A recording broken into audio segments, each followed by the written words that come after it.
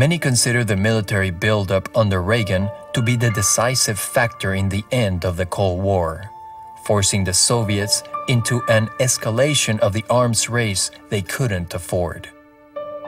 It is often said that Reagan intentionally drove the Soviets to spend themselves into their own grave, but the problem with that is that it completely ignores internal developments in the Soviet Union and the bloc. To say Reagan, or the United States for that matter, won the Cold War is to pretend that the Soviet Union didn't have its own historical dynamic, and of course it did. In the early 1980s, the Soviet Union was ruled by aging hardliners. Their economic policies drained the economy, while their repressive political policies stifled dissent. The rise of Mikhail Gorbachev to power in 1985 brought new direction to the Soviet Union. Gorbachev recognized that in order to revitalize the Soviet Union, he had to initiate significant reform, both at home and abroad. Gorbachev was trying to preserve communism. He felt that their economy had failed, and therefore he was going to have what he called perestroika, or restructuring. And then it turned out the bureaucrats resisted that, and so he launched the idea of glasnost, or open discussion, as a way of lighting fire under the bureaucrats. But once you open discussion and you asked people, do you want to be part of this system, they voted with their feet. The answer was no. They wanted out. And that essentially meant it was more and more difficult to control the system. Gorbachev's initiatives also drew attention from abroad. One day, Margaret Thatcher said to Reagan, Ronnie, she said, that's what she called him, Gorbachev is now running the Soviet Union, and he's a different kind of leader. He looks you straight in the eye. I think you can do business with this man. And really, said Ronnie, and he said, I'm going to take you up on this. So he decided to meet with Gorbachev, first in Geneva, then in Reykjavik, Iceland, and they actually made a deal, the first real disarmament treaty in the history of the United States and the Soviet Union. It was Ronald Reagan, of all people, who decided no longer to be a crusader, to become a pragmatist. He never called Russia, the Soviet Union, an evil empire again after he met Gorbachev. Strong and fundamental moral differences continue to exist between our nations, but today, on this vital issue, at least, we have seen what can be accomplished when we pull together.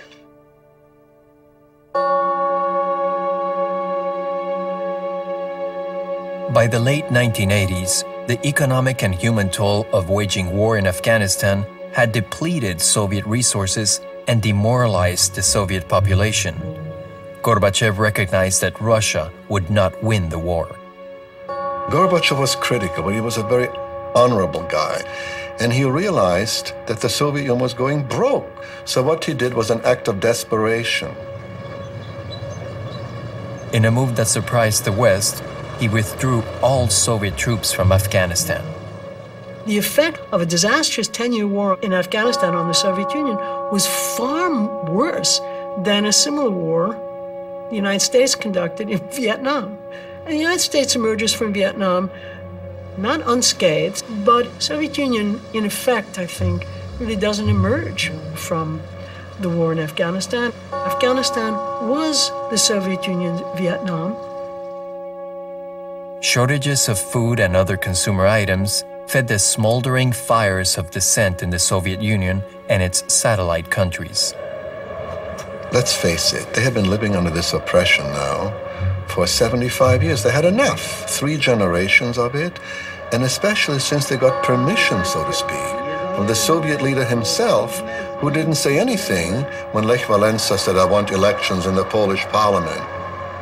He looked the other direction, and they knew in Poland and in Hungary and in Bulgaria and in Romania that it was okay to get the hell out of the communist sphere, and they did. One after the other, the dominoes fell. They threw off the yoke of communism to become democratic governments. And Gorbachev had set this in motion without really intending it, but when he saw it happen, he left it alone because he realized the jig was up, and the last touch was the Berlin Wall. General Secretary Gorbachev, if you seek peace, if you seek prosperity for the Soviet Union and Eastern Europe, if you seek liberalization, Mr. Gorbachev, tear down this wall.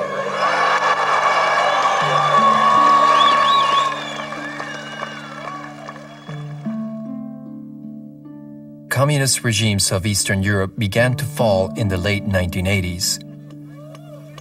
The German citizens themselves took to the streets to dismantle the most powerful symbol of Soviet repression.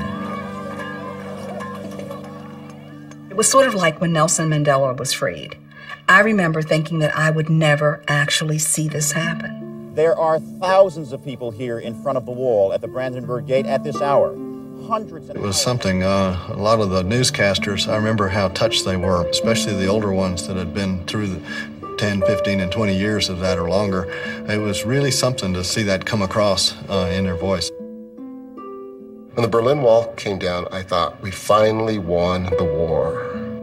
I used to hang out at this little bar, and a lot of the Vietnam veterans would come in there, and I would tell them, you know what, you won the war. It just took a little bit longer. I said, but because of you, we won the war. And I don't know how many veterans actually started crying when I told them that. And I thanked them. I would say thank you for what you did, for going out there and fighting for our country. Soon after the collapse of the wall, the Soviet Union itself collapsed from within.